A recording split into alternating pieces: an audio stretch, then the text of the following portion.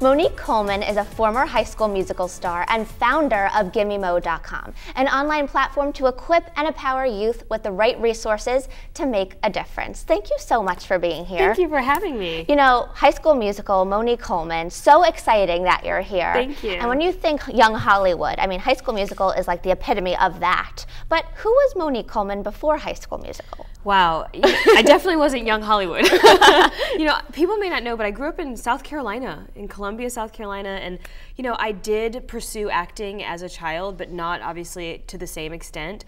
And I went to college. I graduated with a degree from DePaul University in acting, and then I came out to LA and I struggled. I slept on my friend's floor. I lived in my own studio apartment. Even when High School Musical came out, I didn't even have cable, and I watched the movie with the kids that I was babysitting for that first weekend. So my life was entirely different before High School Musical. So, you know, we're talking young Hollywood. Yeah. When people think young Hollywood, we immediately think Amanda Bynes, Justin Bieber, Miley Cyrus, Vanessa Hudgens, Zac Efron. You know, do you think that you were able to stay on the right path, stay determined to just succeed and excel in whatever your heart desired because you had that grounding experience of going to college and having that real life experience of struggling and hustling? Yeah, I definitely think it helped. You know, I was a lot older than the rest of the cast. So coming in, I was already 24 years old, playing 16. And I had been through so many of the things that my character and the other young people had been through. And I do think it made me grounded. The main thing that I walked away with was so much gratitude. You know, having that gratitude for having really dug deep and worked hard to get there made it so that I didn't want to lose it. You know, I think a lot of people who are thinking that they want to aspire to be an actor and actress have this distorted image of how it might happen. Right. You know, your experience was really, you know, putting the pedal to the metal and doing anything in your power to get that role. Totally. Do you have any words of advice for those people who are looking to land that big role eventually? Yeah, I mean, you know, you never know what it's going to be, because the truth is even getting High School Musical, I had no way of knowing that it was going to turn into what it did. But I would really say that working hard, like that's the thing that I feel is the most important thing. Working hard, but working hard for the right reasons. If you're trying to pursue fame, it will go as fast as it comes. But if you're really doing something because it's what you're passionate about and you want to make an impact, that I think gives you staying power. Yeah, and what about understanding the word no? Oh my gosh. gosh. In Hollywood, especially young Hollywood, it seems like they feel that they can get away with anything. Yeah. And that no word doesn't exist. However, to get to where they need to be, they need to understand no. And for the normal folk, absolutely, we need to understand no and then learn how to cope with hearing it. Yes. I think that's, you know, a lot of times when we look at what's happening with, you know, starlets and, you know, these mishaps or these moments where people are kind of losing themselves, we just judge their behavior. But you never really think about the point of origin. How did someone get to that place? And I have so much compassion for people on that journey, especially the young women, because there's so many issues with self-esteem, there's so much insecurity, and the people around you, I know at the height of High School Musical, you know, I had to remind people, like, I'm a normal person, and I need to be told when I am out of line, and once you stop getting that, I think you lose a sense of yourself, you lose that grounding and that perspective. And especially when you're living in the Hollywood bubble of fame, and it seems like, you know, things are just being handed to you. Yeah. It's easy to fall off the beaten path. Definitely. And did you ever experience a time where, okay, you could have gone the dark route or, you know, keep pushing into the light? Definitely, definitely. You know, for me, it was subtle, but it was there, and I recognized it. I saw myself just not being the good, grounded person that I knew myself to be. I found myself starting to have feelings of entitlement, starting to kind of live this double life thing where I'd be like, oh my God, don't take my picture. Why isn't anybody taking my picture? Don't take my picture. Oh my God, nobody likes me. And it was just this thing where I felt like at times I was being validated by something outside of myself.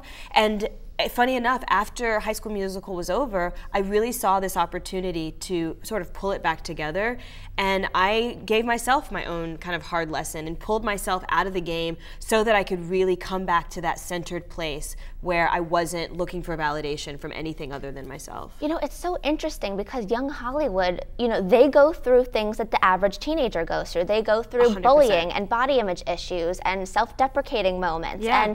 But they go through it under a microscope. Absolutely. I mean, Amanda Bynes is clearly struggling right now. She is insecurity written all over her. I mean, what's your opinion on the way that the media is portraying her, but also, you know, being a young Hollywood starlet yourself, the pressure that she's going through right now? To be 100% honest, I have so much compassion and empathy for what her and other young women in Hollywood are going through, because you never understand the amount of pressure until you're under it yourself. And at the same time, I feel like, you know, it's not just the person that's in the spotlight, it's all the people around them. People are enabling this sort of behavior. People are helping you to be destructive or dysfunctional or to fall apart, and not helping you, you know, stay together. And so I have compassion, I have empathy, and, you know, I really do. I wish the best for Amanda and for any of these other young women that are going through what they're going through right now. It really breaks my heart to see Amanda, because I think she is just struggling to find herself, struggling to find her footing. And, you know, clearly you have to be put under so much pressure about what you look like in Hollywood, and I think she's totally rebelling against that right now. I think everyone does at some point, you know, and some people do it in a negative way, some people do it in a positive way. The way that I look at it, though, is that you've got to find something that's bigger than just you, that's bigger than what's going to happen next in your career, what you're doing. And, you know, that's what really helped me to not go down that path, like we were speaking of earlier, was the fact that I always had something else I wanted to do. Not more than being an actress, but alongside it. I loved empowering young people. I loved being of service in different ways, and having that kept me grounded. You know, and I think that's the overall message. And, you know, whether you're in Hollywood, you're not in Hollywood, it's about finding your niche, finding your interests, and then also giving back. 100%. Being of service, I think a lot of people think, I'm going to be of service at this point, or I'm going to give someday, I'm going to make a difference. I can't wait till I can make a difference. Well, there's no reason why you can't start making that difference today. And for me, I didn't need the High School Musical platform in order to make the difference. I could have made it at any point in time, but having that success and watching it leave and watching parts of my personality go away with it really helped me to see that this is going to be the thing that's more important than some movie that I'm in. The impact that I can actually make on another person's life doesn't just impact there, it impacts me as well. You have so many incredible messages, and your platform, GiveMeMo.com, allows other people to get involved with your adventure and your journey. Thank you so much for being here. And for more information on Monique, of course, you can find it on the website. Thank you.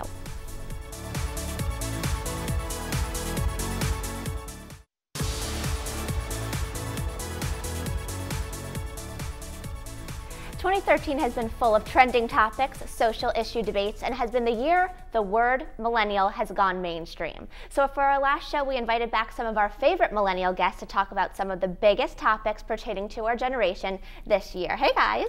Hello. Hi. You know, there's so many things that we could be talking about right now, but I picked out some of the things that I really wanted to make sure we got in during this 8-week series. And the first one's regarding body image. I think Kim Kardashian being pregnant has been a different way to look at body image, and how the media is so obsessed with how we look. I mean, Kim is pregnant. Let the girl gain a little weight and not like bash all over her. And then you have in the tabloids that Kanye doesn't think she's sexy anymore. I mean, what kind of message is this sending young girls?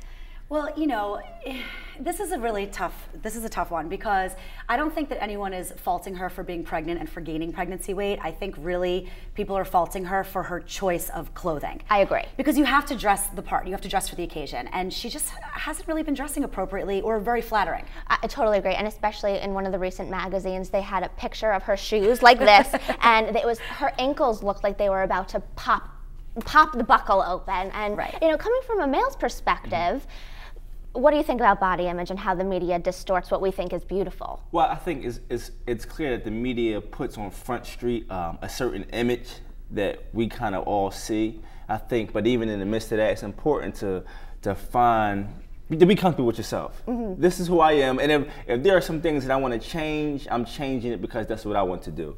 But just being comfortable in your own shoes. Very, very important. All right, next is social media's influence on relationships. Kevin, you're an author, you're a dating coach. Social media can make or break the relationship. How do you feel about FBO, becoming Facebook official? Well, I think that's a tricky thing, because there are people who put so much onus on social media and forget about we do live in the real world. And so if everybody on Facebook knows that you're in a relationship, but you still haven't met as parents, you still haven't met as close friends, then that's a problem. And so I think that you have to find a balance between social media and real life, and take the two together. And Michelle, you're in a very happy relationship. Are you Facebook official? No. Why not? Because to me, it's not important. It doesn't matter. If I'm with the person in real life, so to speak, then that's what matters to me. I like that opinion. All right, next, we're talking about legalizing gay marriage. Michelle, you were on the show. We were talking about bullying. You were talking about how open you are about your sexual orientation. 70% of millennials are for gay marriage. Yes. Why do you think we haven't made those final strides yet and that it's just acceptable everywhere? To be honest, I don't know. I mean, I don't think that it's an issue. Like, I don't think that being gay, straight, or whatever should affect your ability to get married. I think that if you love the person, that you should be able to. And I think that we need more supporters for it. And Dorothy, do you think that within the millennial generation and us continuing to just be supportive of this, such a silly cause, the fact that you can't get married to the person that you love, we might see some more strides? I mean, right now, 13 countries and 11 US states allow it. Yeah, I mean, the numbers definitely keep increasing, so it looks like that's the path that we're set on, and you know, we'll just see it keep going up from there. All right, and our last topic is marijuana legalization. 17 million Americans aged 12 and older reported using marijuana in the past month. What's your opinion on legalizing marijuana? Well, I think that it's clear that it can be helpful. So in that case, you do need it. I just think it's clear that you engage in it responsibly. But I think that to legalize it, I don't see anything wrong with it at all. I think because it helps people, it does help cancer patients, it helps people that have different disorders that really need it. And so to keep it from them, I think that's wrong. Michelle, you have a personal relationship to how your mom benefited from marijuana. My mom just recently beat cancer, and she used medical marijuana to help her through the treatment. So it's very important when it comes in handy. And I think the one thing that just needs to be touched on is that it can be a gateway drug. Absolutely. So it's not, you know, let's not abuse it. Let's use it for the right reasons. Well, thank you guys so much for being here. They say that millennials live on social media, so when we get back, we're going to put our social savviness to the test and play a little game called Tweet or Tail.